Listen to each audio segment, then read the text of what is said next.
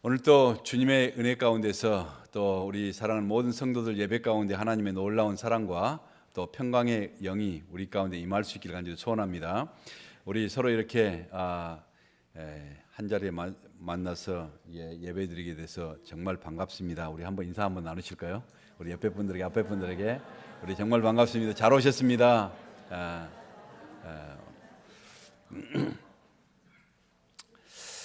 여러분, 우리가 세상에서 사용하는 모든 물건들은요, 아무리 귀하고 값비싸다고 할지라도 그 물건이 깨지거나 금이 가버리면요, 가치가 떨어지고 쓸모가 없게 돼버린 것입니다. 그러나 하나님의 나라는요, 깨어지고 부서진 영혼만이 들어갈 수 있는 것이고요, 또 깨어지고 부서진 영혼만이 이처럼 쓰임받게 된다는 것입니다. 그렇기 때문에 하나님께서는 어떤 사람을 이처럼 사용하시려면요, 어떤 사람을 부르시고 하나님의 자녀로 이처럼 택하시고 사용하시려면요, 먼저 그 사람을 깨뜨리시는 작업부터 하시는 것입니다. 제가 아는 분 중에 어떤 사람이요, 유득히 이게 교회에 대해서 부정적이고 교회를 싫어했습니다. 이유인즉 교회 다니지 않는 자기보다 인격적으로나 또 도덕적으로나 정직하지 못한 위선자들이요, 집단적으로 모여 있는 것이 바로 교회라고 그렇게 말하고 그렇게 생각을 했습니다. 사람이 자기 힘으로 그리고 신실한 자기 능력으로 이처럼 살아가야지, 무기력하게 신에게 나아가서 질질 짜고 울고불고 도와달라 하는 이런 모습을 보면 자기는 화가 나고 이게 비유가 상한다고 그렇게 공공연하게 그렇게 말합니다. 그런데 그런 사람이요, 한참 지나서 보니까 지금은요, 예수를 잘 믿고 충성스러운 그런 집사가 되었다는 그런 소식을 들었습니다. 그 순간 저는 생각하기를요, 참 말세는 말세다. 이게 하나님 오직 급하셨으면 그런 강팍한 그런 영혼도 구원하셨을까 하면서 혼자 감사하고 감격하고 그리고 감탄한 적이 있습니다. 알고 보니까 혼자 잘난 체 했던 그 친구요, 동업한 사람에게 속아서요, 사업이 폭삭 망해버렸습니다. 그러다 보니까요, 믿는 사람이 그렇게 하다 보니까 얼마나 속이 상해서 화병이 났고요, 그리고 불치병까지 들어서 얼마 살 수도 없는 그런 절망과 죽음의 문턱에 들어섰어야 그때서야 자신의 능력과 자신의 지혜가 얼마나 보잘것없고 얼마나 모자라고 얼마나 연약했던가 하는 것을 깨닫게 된 것입니다. 지금까지 자기가 했던 이 교만한 막말들이요, 얼마나 어리석고 얼마나 부질없었던가 하는 것을 깨닫게 되고, 그때서야 절벽에서 붙잡은 한 줄기의 칡넝굴처럼 생명 되신 예수님을 죽자 사자 그처럼 붙잡게 되었으며, 건강이 다 무너지니까, 건강할 때는 몰랐는데 건강이 다 무너지고 나니까 이제부터는 너무너무 아쉬워서 기회 있을 때마다 죽으라고 복음을 많은 사람들에게 증가하는 이런 사람으로 지금 살고 있다는 소식을 들었습니다. 여러분, 이렇듯 우리 인간은요, 대부분요, 고난과 역경을 뭔가를 당했을 때 비로소 자아가 깨지고요, 그리고 영적인 눈이 열리면서 하나님을 찾게 되는 것입니다. 그 때문에 하나님께서는 사랑하는 사람들을 때로는요, 먼저 깨뜨리시는 그런 기회를 우리에게 주신 것입니다. 오늘 본문에 예수님을 찾아온 사람이 있습니다. 절박에서 예수님께 찾아온 사람이 있습니다. 그건 누굽니까? 오늘 18절에 한 관리가 와서 절하며 가로되. 자, 한 관리가 누군가 하는 것을 마가복음 동일한 이 기록이 되어 있는데요, 마가복음 5장 25절, 지난주에 제가 설교했던 바로 그 부분입니다. 거기에 보니까 이 관리가 누구인가 하면 회당장 야이로라는 사람입니다. 회당장 야이로, 그는 누구인가? 바로 유대교의 장로요, 또 회당의 책임자입니다. 그리고 유대 종교의 지도자입니다. 당시에 바리새인들이나 또 이처럼 회당장은요, 예수님을 별로 못마땅하게 생각하죠. 적대적이었습니다. 아주 불편한 관계였습니다. 예수님도 이처럼 종교 지도자들 그리고 바리새인들 뭐라고 했습니까? 화했을진저 이 서기관과 바리새인들아, 위선자들아 막 하면서 이처럼 예수님께서 직설적으로 이렇게 말씀하니 얼마나 불편하겠습니까? 예수님을 절대 좋아하지 않는 사람들입니다. 예수님과 적대적입니다. 그런데 그가 자기 죽어가는 그 딸을 살리기 위해서 예수님 앞에 나와서 예수님 그 발 아래 엎드려서 간구하는 것입니다. 여러분, 유대교의 지도자가요, 예수님과 적대적인 관계에 있는 사람이 이처럼 와가지고 예수님 앞에 무릎을 꿇고 엎드려서 이처럼 간구할 때 사람들이 볼 때 어떻겠습니까? 얼마나 그를 비웃었겠습니까? 얼마나 그를 조롱하며 손가락질했겠습니까? 아주 비열한 자라고 그렇게 말했겠습니까? 그러나 그는 지금껏 그런 것에 지금 신경 쓸 여유가 없어요. 왜냐하면요, 지금까지 자기의 신념도, 자기의 주의도, 자기의 명예도, 자기의 채통도 숨이 넘어가고 있는, 숨이 깔딱깔딱 넘어가고 있는 자기 사랑하는 자식의 죽음 앞에서는요, 다 부질이 없었다는 것입니다. 다 무기력하고 다 절망적이었다는 것입니다. 그는 단지 예수님께 나가는 길만이 유일한 생명이라는 것을 깨닫고서 절박하게 주님께 간구합니다. 주님, 내 딸이 방금 죽었사오나 오셔서 그 몸에 손을 얹어주시기만 하면은 내 딸이 살아나겠나이다. 제발 오셔서 내 딸을 살려주시옵소서. 자신의 채통이나 자존심, 모든 것 다 안중에도 없고요, 예수님 앞에 엎드려서 간구하는 것입니다. 그러자 예수님께서는요, 반응이 어땠습니까? 예수님께서 19절에 보니까 그의 뒤를 따라가시니라. 그 한마디예요. 일어나 따라가시니라. 여러분, 지금 이 아이 죽은 겁니다. 이 아이는 지금 이미 숨이 떨어진 것입니다. 그런데요, 그 아이를 살려다 할 때 보통 사람 같으면 따라가겠습니까? 여러분, 예수님이니까 두 말도 없이 따라가신 것입니다. 그 절망과 슬픔 가운데, 고통 가운데 몸부림치는 바로 그 모습을 보고 따라가시는 것입니다. 그리고 따라가던 그 야이로의 딸을 살리러 따라가던 도중에 혈류병 여인을 만나서 그 여인을 치료하는 사건이 지난 주일날 제가 설교한 그런 내용이었습니다. 자, 여러분은 어떻게 해서 교회에 나오게 됐고 어떻게 해서 예수를 믿게 됐습니까? 내가 태어나 보니까 부모가 교인이라 내가 의심해 본 적도 없고 고민해 본 적도 없고 궁금해 본 적도 없이 당연히 부모의 손에 이끌려서 왔다 갔다 교회 어렸을 때부터 당연히 다닌 것이 바로 교회였다. 그렇게 해서 내가 예수를 알게 되고 그리고 믿게 되었다. 그런 사람도 있습니다. 그런가 하면은요, 혼자 이처럼 말씀을 읽고 말씀을 듣다가 또 이처럼 감동이 되고 그리고 깨달음이 오고 그리고 구원의 도리를 깨닫고 마음이 뜨거워져서 이처럼 감동이 되어서 예수님 만나기 위해서 교회에 나오신 분들도 있다는 것입니다. 이런 분들은요, 정말 놀라운 기적이에요. 선택받은 축복의 사람들인 것입니다. 그러나 대부분은 그렇지 않아요. 우리가 그렇지 않아요? 대부분 그렇지 않잖아요? 저는 모태신앙입니다. 엄마 뱃속에서부터 이처럼 굉장히 얼마나 열심히 또 기도의 어머니였기 때문에 계속 기도하고 예배드리고 찬양하고 거기 속에 태어났습니다. 그래서 평생 내가 아무런 갈등도 없이 아무런 선택의 여지도 없이 아무런 의심도 없이 당연하게 교회를 왔다 갔다 다녔습니다. 그리고 당연하게 크리스천 스쿨 갔고 그리고 계속적으로 이처럼 다니다가 이 캐나다 왔어요. 교통사고를 나서 온 가족들이 피를 흘리고 다 죽어가게 되었고 그 순간에 내 육체도 내 영혼도 갈갈이 찢겨지면서 그때서야 비로소 지금까지 아무 궁금한 것도 없이 아무 의심도 없이 아무 갈등도 없이 그처럼 습관적으로 교회를 다녔던 게 진정으로 신앙이 아니었다는 것을 그때 깨닫게 된 것입니다. 너무나 무기력하고 아무것도 아니었다는 것을, 단지 하나의 습관이었다는 것을 그때 깨닫게 되고요. 그 절망과 고통 가운데서요, 죽음의 사망 가운데서 구원할 자이신 예수님의 손을 굳게 붙잡고 그때부터 우리의 새로운 인생이 시작됐던 것입니다. 그런가 하면요, 어떤 사람은요 또 사업에 실패해서 하나님을 찾는 사람도 있습니다. 어떤 사람은 건강을 잃었기 때문에 그 순간부터 하나님을 간절하게 부르짖고 찾는 사람이 있습니다. 자식들의 탈선으로 해서 그처럼 평탄했던 가정이 힘들고 고통을 겪게 되자 하나님을 찾는 사람도 있습니다. 가정이 흔들리며 무기력하며 절망적일 때 두 손 들고 주님 앞에 나와서 주님께서 나를 좀 도와달라고 이처럼 찾아오는 사람들도 많이 있습니다.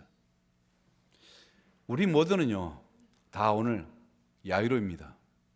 이 야이로처럼 우리 앞에 절박한 문제가 터져야 우리는 눈물을 흘리며 주님 앞에 나오는 경우가 대부분 많습니다. 야이로처럼 내가 아쉽고 그리고 내가 외롭고 내가 하나님의 도움이 그렇게 절실하게 필요하기 때문에 주님 앞에 찾아 나온 것입니다. 그럼에도 불구하고요, 우리 사람 같으면은 정말 염치도 없는 놈 하겠지만은 그럼에도 불구하고 내가 아쉽고 내가 정말 외롭고 찾아왔지만은 그럼에도 불구하고 우리 주님께서는요 19절에 뭘 하십니까? 예수님께서 일어나 따라가시매. 주님은 야이로의 그 청을요 전혀 아무 말씀 없이 순수히 받아주시고 그의 간구를 그 즉시 응답하여 주셨다는 것입니다. 사랑하는 성도 여러분, 주님은 저와 여러분이요 어떤 연유를 통해서 주님 앞에 나왔든지 여러분의 과거를 묻지 않으십니다. 주님을 찾는 사람들은 결코 거절한 법이 없으신 바로 사랑의 주님이요 긍휼의 주님인 것을 믿으시길 바랍니다. 야이로처럼요 여러분의 삶 가운데 오늘 이 시간에도요 주님 전에 나와서 해결돼야 될 여러 가지 문제가 있습니까? 여러분의 마음에 무거운 그런 짐들이 있습니까? 여러분, 그러나 지금까지 주님을 찾지 못했고 알지도 못했지만은 이제 이 시간에 주님 앞에 여러 가지 모든 나의 무거운 문제, 여러 가지 어려운 해결돼야 될 그런 것이 있다면요 이 시간 주님 앞에 조용히 내려놓고 고백해 보지 않겠습니까? 주님, 제가 약하고 두렵고 외로워서 이 시간에 주님 앞에 나왔습니다. 제 힘으로 살겠다고 내가 두 주먹 불끈 쥐고 열심히 노리겠지만은 거친 인생의 풍랑이 내 영혼을 마치 가시처럼 핥히고 지나갑니다. 오 주님, 이 시간 지치고 안타까운 마음으로 회당장 야이로처럼 주님 앞에 나왔사오니 내 마음을 열어서 주님을 포기하여 주옵소서. 주님께서 주실 새로운 능력과 그 새로운 소망을 붙들게 하여 주옵소서. 기도해 보세요. 우리 주님은 우리의 과거를 묻지 않으십니다. 우리의 모습이 어떤 모습으로 살아왔건 주님은 따지지 않으시고 절박하게 그 주님을 찾아 나온 모든 심령들에게 생명의 길과 부활의 소망을 보여주시는 사랑의 아버지십니다. 여러분의 삶에 뜻하지 않는 여러 가지 이런 문제와 사건들이 있습니까? 그것은 결코 재앙이 아닙니다. 주님께서 저와 여러분을 부르시는 바로 사랑의 음성인 줄 깨달으시고 이 야이로처럼 우리가 겸손하게 주님께 나아가 무릎 꿇고 도움을 간구할 수 있는 하나님의 사랑한 자녀들이 되시기를 간절히 축복합니다. 이제 예수님이요 회당장 야이로의 집에 들어가시니 어떻게 했습니까? 딸이 이미 죽었습니다. 죽어서 싸늘한 시체가 되어버렸습니다. 그래서 당시의 풍습에 따라서 사람들이요 피리를 불고 곡을 합니다. 우리 한국에도 사람이 죽으면 옛날부터 이게 계속 곡을 하잖아요. 뭐 여러 관례에 따라서 막 어이 하면서 뭐 여러 가지 막 하잖아요. 마찬가지로 이미 이게 이스라엘도요 이 사람들이 죽으니까요 풍습에 따라서 피리 불고 뭐 곡을 하고 온 집안이 시끌벅적하는 것입니다.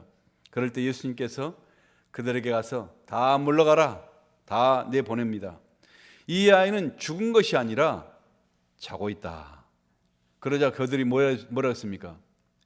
별 미친 사람 다 보고 있네 하면서 그 예수님을 비웃는 것입니다. 우리 인간의 상식으로는 이해가 안 되는 거잖아요. 말이 안 되는 거잖아요. 다 예수님 말씀에 비웃었다는 것입니다. 그렇습니다.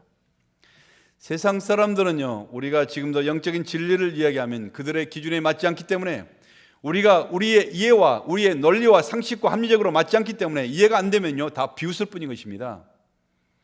오늘 여러분 예수님을 통해서 우리는 영원히 살 수 있습니다. 말하면 선포하면 뭐답니까? 사람들은 비웃습니다.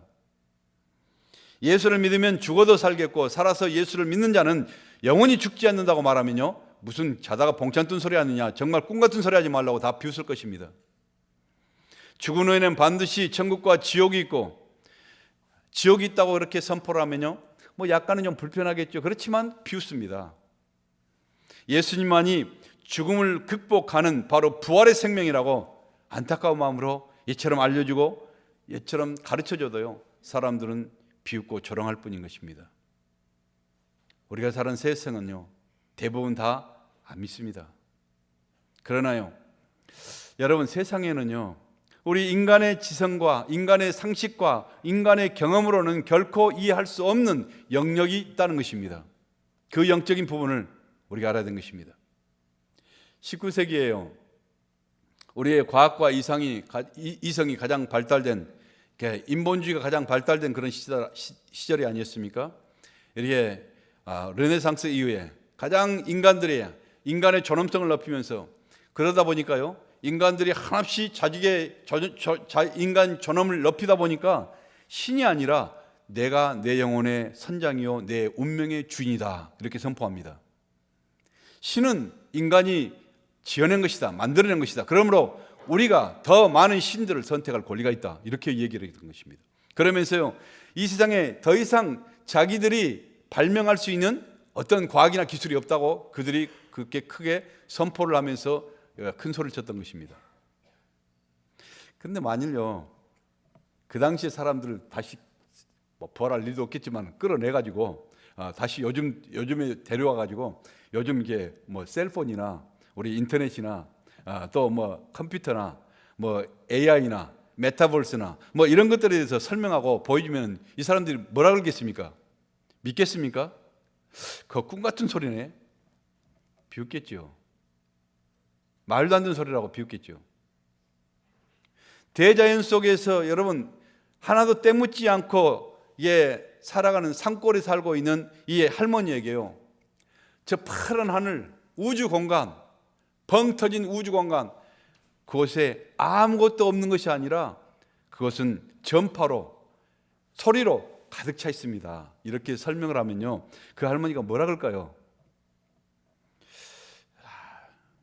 믿기는커녕 미친 소리 하고 있다고, 눈에 보이지도 않고 느끼지도 않는데 뭐가 있냐고, 이처럼 미친 소리 하고 있다고 오히려 우리를 이상하게 쳐다보면서 걱정할 거 아니겠습니까?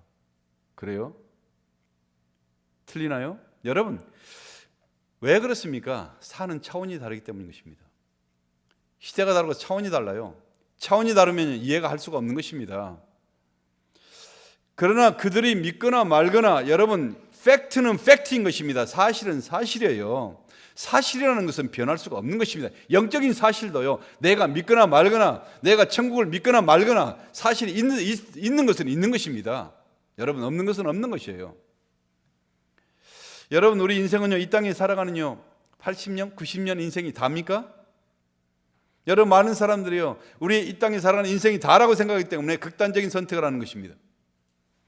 그러나 여러분, 이 땅에서 우리는요, 잠시 나그네 인생을 살아가다가 어떨 때, 때로는 이게 때가 되면 우리 육신의 장막이 무너지는 순간에 영원한 이 세계가 시작되는데, 예수를 믿고 하나님의 자녀로 살아가는 사람은요, 하나님 아버지가 계시는 곳, 바로 천국, 영원한 천국으로 우리는 들어가게 될 것이고, 예수를 믿지 않아 생명이 없는 사람들은요, 영원한 절망의 장소, 마귀의 종이 되는 어둠의 지옥으로 이처럼 들어가게 된다고 주님이 눈의 여러 가지로 말씀하십니다. 계속 마지막까지, 계시록까지 말씀하십니다. 그런데 사람들이 믿습니까? 그 말 믿어요?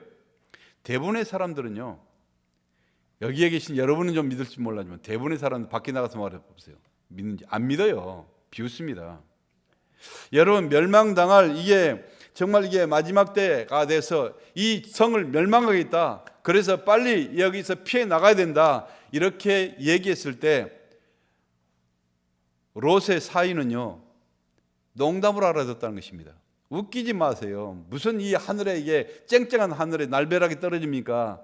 이게 어디서 하나님께서 벼락을 떨어요 하면서 농담으로 여겼다는 거예요. 농담으로 여기기 때문에 그들은 다 멸망했던 것입니다.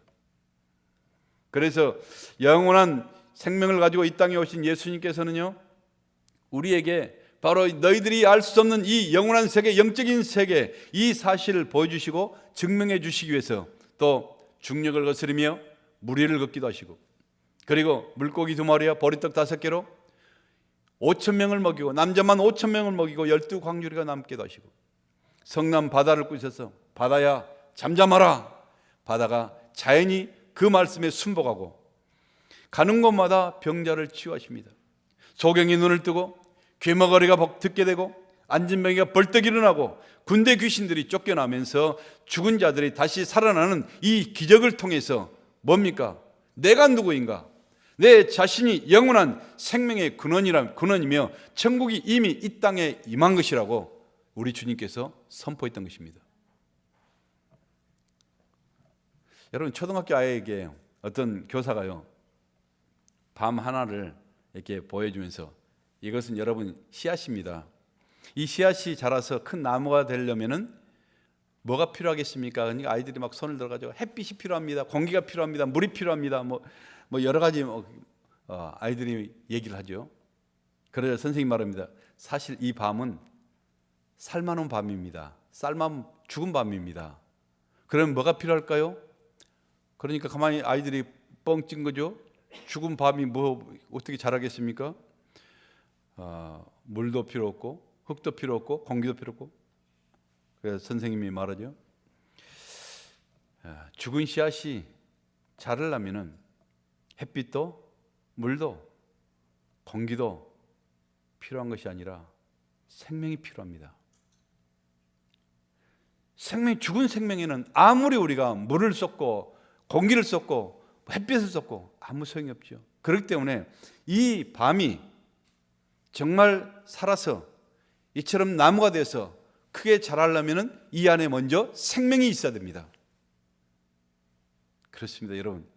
우리 인간은 하나님을 거역한 범죄함으로 인해서 영적으로 이미 죽은 상태라고 성경은 선포하고 있습니다. 우리는 영적으로 다 죽었어요. 하나님과의 관계가 단절됐다는 것입니다. 여러분, 예수님으로 인해서 다 그 관계가 회복되기 전까지는 다 죽은 영혼들입니다. 그래서 예수님은요, 죽어있는 그 영혼들 속에 이처럼 하나님의 그 생명, 다 삶아진 밤 속에 하나님의 그 생명을 불어넣기 위해서 이 땅에 그 생명, 하늘의 생명을 가지고 이 땅에 오신 생명의 왕이시라는 것입니다. 주님이 십자가에서 죽으셔서 무덤에 들어가셨지만요, 그는 무덤과 죽음을 정복하시고 다시 부활하셨습니다. 왜 그렇습니까? 여러분, 죽음의 그 무덤 속에 들어갔었지만 그 무덤과 죽음을 깨뜨리고 다시 부활하신 것입니다. 왠 줄 아십니까? 그는 영원하신 생명이기 때문인 것입니다. 죽음이 결코 그를 붙잡아 둘 수 없어요. 무덤이 결코 생명을 붙잡아 둘 수가 없다는 것입니다. 영원한 생명이신 바로 그분에게 야이로의 딸, 죽은 딸, 그 딸은 소녀는요 단지 잠자는 것이었습니다. 그에게 죽음이란 게 없으신 바로 생명이기 때문인 것입니다. 그렇기 때문에 예수 그리스도가 생명이라면요, 오늘 또 우리가 예수 그리스도를 믿고 그분의 믿는 그 순간에 그분의 생명이 어떻습니까? 우리에게 들어오는 것입니다. 우리에게 임하는 것입니다. 이 시간에 우리가 예배를 통해서 예수 그리스도가 나의 구세주요, 나의 주인 되시고 나의 생명 되시고 나의 왕이 되시고 나의 구세주가 되시고 나의 영광이 되시고 나의 미래가 되시고 주님 앞에 선포할 때 주님께서는요, 여러분의 심령 가운데 주님의 영인 바로 이 성령, 바로 영원한 영을 우리에게 부어 넣는 것입니다. 그 영원한 생명을 우리가 소유하게 되면요, 인간의 육체를 벗는 이 죽음을 넘어서 우리는 영원한 생명을 소유하게 되는 줄 믿습니다. 사이비 교주, 신천지 교주처럼요, 우리가 이 땅에서 영원히 산다고, 내가 영원히 살 거라고 다 늙어 빠져가지고 그렇게 고백하는 것이 아니라, 여러분, 이 땅에서 늙어서 오래오래 살면 뭐 하겠습니까? 다 늙어서 이빨 다 빠지고, 그리고 다리는 후들거리고, 얼굴은 쭈글쭈글해가지고 이게 흉측한 모습으로 평생 산다. 이게 축복일까요? 저주일까요? 이건 저주 중에 저주 아니겠습니까? 근데 그 저주를 가지고 그때 또 많은 사람들이 그 좋다고 또 쫓아다니는 그것도 또 저주예요, 그게. 여러분, 이게 지금 이게 10월이 돼가지고요, 길거리에 착 운전하다 보면요, 이 10월의 단풍이 얼마나 아름다운지요. 올해는 유독 아름다워요. 보니까 한 블럭을 보니까 한 길이 전체가 나무가요, 노란 색깔로 쫙 길들여지는데요. 보니까요, 정말 아름다워요. 단풍이 쓰러지기 전 그 단풍이 어떨 때는요, 꽃보다 더 아름답지 않습니까? 그래서 단풍이 깃든 머리가 하얗 희끗희끗한 단풍이 깃든 그 모습들이 더 아름다울 수도 있어요. 꽃보다. 늙었다고 이게 서운하게 생각하지 마세요. 이게.